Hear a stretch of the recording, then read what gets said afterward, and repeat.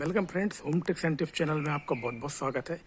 आज मैं आपको बताने वाला हूं कि वास्तु दोष क्या होता है, उसको कैसे ठीक करते हैं और बगैर टूटे फोड़े के आप कैसे कर सकते हैं। तो दोस्तों, ये मेरा घर है जिसमें मैंने कुछ परिवर्तन किए हुए हैं और उसका ये रीज़न वास्तु दोष नहीं है, उसका रीज़न कुछ तो गलत निर्माण भी हो गया है।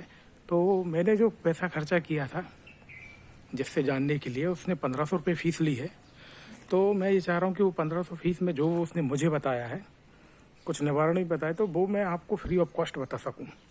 और अपने चैनल का उद्देश्य ये होता है कि आपके पैसे कैसे बचें। यदि कोई काम मैंने किया है तो मैं आपको ज़रूर शेयर करता हूँ।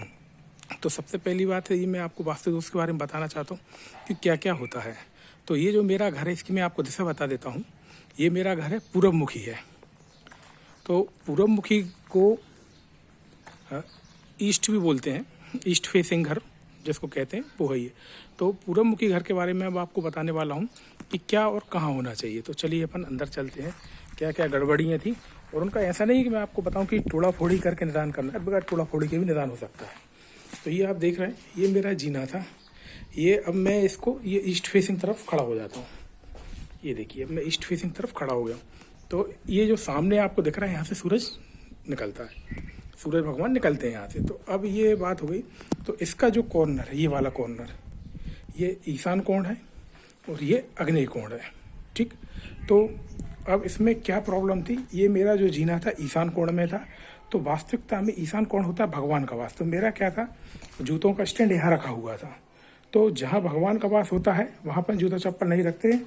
और ईशान कोण जो होता है वो लाइट वेट होना चाहिए, यहाँ पे ज़्यादा वजन नहीं होना चाहिए। ज़्यादा वजन से मतलब है कि इस तरफ आप जीना वगैरह ना बनाएं। तो इसका भी एक समाधान है, मैं आपको समाधान भी बताते जाता हूँ।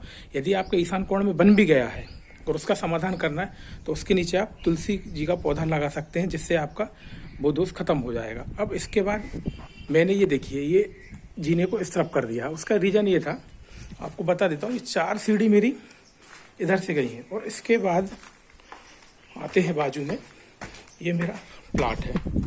तो इस प्लाट में एक दूसरा प्लाट लगा हुआ है, उसमें से ये जीना गया हुआ था ऐसा, इस तरीके से।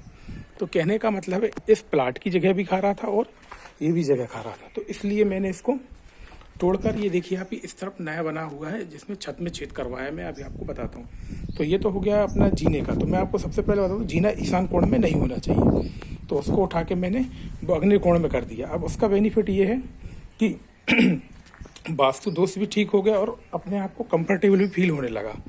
अब इसमें एक चीज़ हो रहा है, अग्नि कोण में अपन, जो अग्नि कोण इस तरफ होता है, कहने का मतलब है कि आपके जो राइट हैंड है वो अग्नेय रहेगा, जो लेफ्ट रहेगा वो ईशान रहेगा, यदि पूर्वमुखी घर है तो। और अग्नेय कोण में अपन क्या क्या नहीं करते हैं वो भी बता देता हूँ। अग्नेय कोण में अपन ट्यूबवेल का बोर नहीं करते, क्योंकि आगी और पानी का मिलाप नहीं होता। दूसरी चीज़, अग्नेय कोण में अपन पानी रखते भी नहीं है।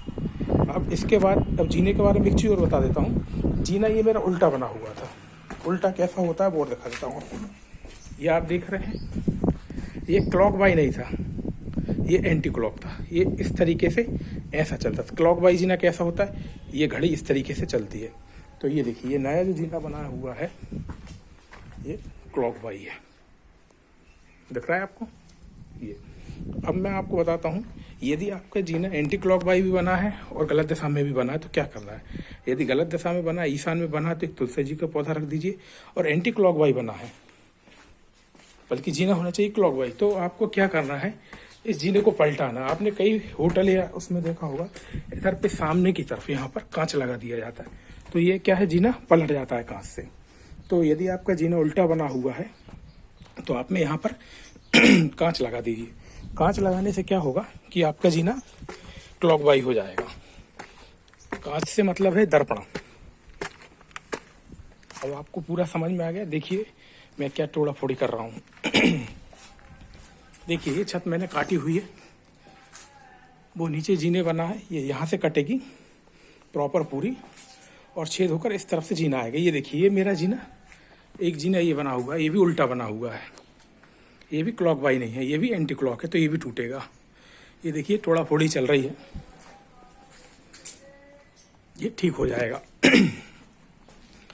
और क्या इशू था उसका भी एक रीज़न बताता हूँ।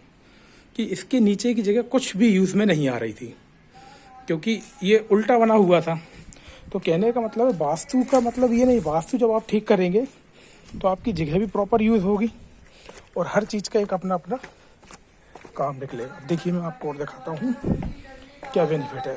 अब देखिए बाजू में मेरा प्लाट था तो उसमें एंट्री भी नहीं कर पा रहे थे, इधर से मैं एंट्री भी नहीं कर पा रहा था क्योंकि उस तरफ जीना था, तो यहाँ से भी गेट नहीं बन पा रहा था और यहाँ पे छोटा सा जीना से गेट नहीं बन पा।